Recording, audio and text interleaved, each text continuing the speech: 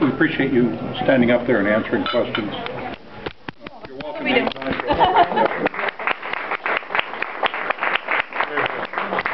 I'm just curious how much input you two had in the redistricting of your districts.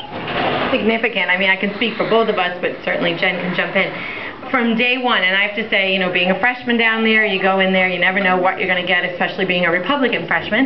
But I have to say that I've been pleasantly surprised and actually very happy with the level of involvement that I have had both with my colleagues on a day-to-day basis, but as part of this process.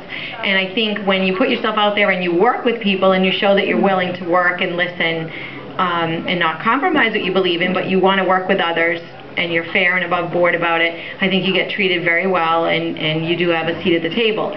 I met with Representative Moran no less than 3 times, then with the rep and the senator 1 time. They gave me their cell phones if I had questions or problems to call right away. We had several meetings where basically they threw the maps out on the table. We looked at my census data, looked at the population, looked at what I had to shed, and they basically said, what do you want to do? What do you think your district should look like? What could you lose? What do you want to lose? What do you not want to lose?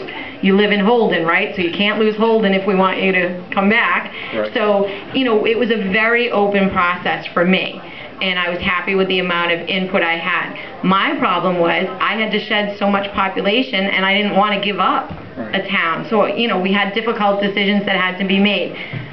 One issue that they were very upfront with me about that I wasn't happy about was the fact that Westminster might have to be divided.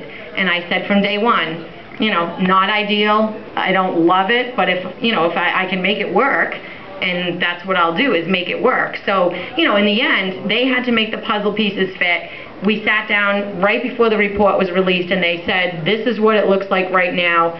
What are your feelings about this? You know, you're in good shape, but you know, look at Westminster, we're sorry, there's nothing we can do. And I was able to give feedback on that and move forward. And, you know, for me, the process was very open. Even the congressional issue, I had, we didn't have as much involvement per se in the decisions, but I had 2 towns that were very concerned about the 3rd congressional district and being carved away from Central Mass. Rutland and Holden in particular were very concerned, because for a time it looked like they were going to get shifted to the western part of the state in a separate district, and they sent letters. They had me advocating for them, and again I was able to go in with their letters with my information and just say, this is what my towns are concerned about, and each time they got a response about it. So, you know, in the end they were okay with the way it turned out. Other towns weren't so happy.